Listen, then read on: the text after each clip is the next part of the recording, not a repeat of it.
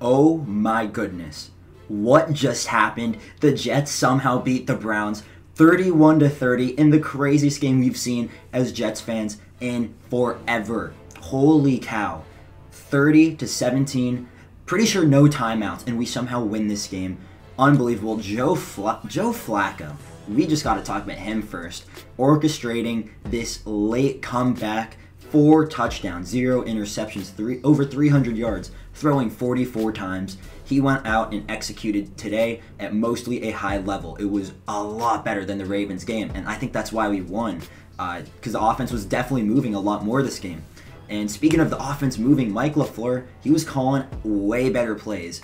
He had situational awareness. He knew when to run, when not to run the football. He was scheming some guys open and getting some easy completions for Flacco. Just kind of having him dump it off and let the receivers do the work that they needed to do. So I thought he did an amazing job, and he really clutched up on that last offensive drive with no timeouts. That's a tough ask. With no timeouts, with an immobile quarterback to go march down the field and score. You got to give it to Mike LaFleur. Scheming those running backs open like Breece Hall and Michael Carter, because they were getting out of bounds, and that's why we won the game. We had time because those guys were getting open and Mike LaFleur was calling the play. So great on Flacco, great on Mike LaFleur. The offensive line overall, we played a lot better this week, but there were some bad moments. But let's finish talking about the goods. The Jets special teams, no missed kicks this entire game. The fake punt by Braden Mann, and then the onside kick recovery.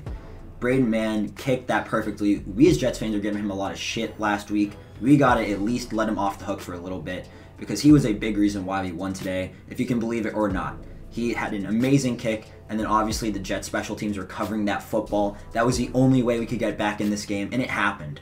So the special teams, they deserve the most credit in my opinion, and then the offense, because the offense only put up 17, and then the special teams let us back into this game. So overall, I was very impressed with the offense as a whole and the special teams unit.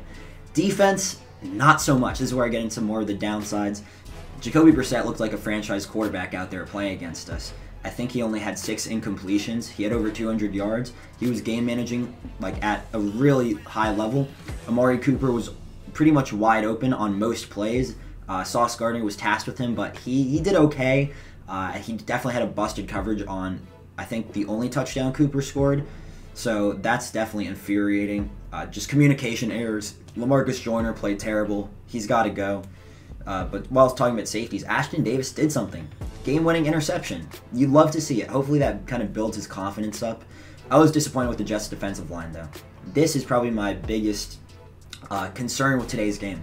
I thought we were going to get pressure on Cleveland and Jacoby Brissett, but we only got 1 sack total, and it was a half sack by Quinnen Williams, and another half sack by Carl Lawson. So that cannot happen. This defensive line is getting paid top dollar.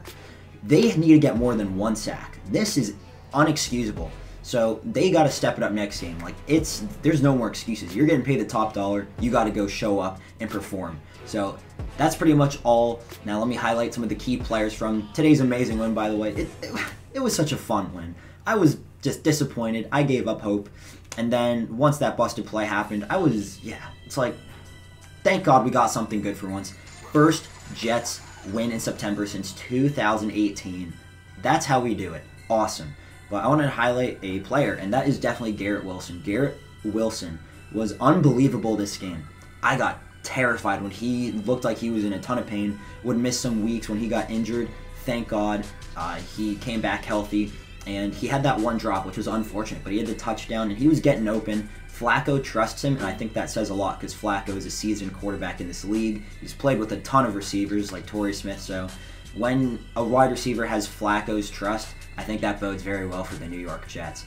Braxton Berrios did a great job, too, at returning the kicks. He didn't get a reception today, but he put us up in better field position than we were supposed to have originally. So you got to credit that where it's due. I was disappointed with Tyler Conklin, though. He has some bad drops, and I was expecting a lot more from him after the catch. He could not do it today.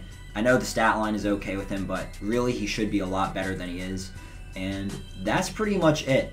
Robert Saleh, he's getting let off the hook this game, but if we lost this game, he would have been under a ton of scrutiny. So Saleh has to still do better. This is not the end. We cannot just win this one game and then lose the next 4 and then go back and say, hey, we beat the Browns in this crazy game. No. We need to get at least 7 wins, which means we got to stack up some W's. We got to go get after whatever team we're playing each week. So let me know, Jets fans, how do you think about this game? It was a thrill watching this. So yeah, let me know what you think. Favorite players? Were you angry by anything else that I was? Who was your highlight player of today's game? Because for me, it's definitely Joe Flacco, Garrett Wilson, and the special teams as a whole. They did a pretty damn good job. So yeah, let me know what you think, and I will see you all in the next one. Peace.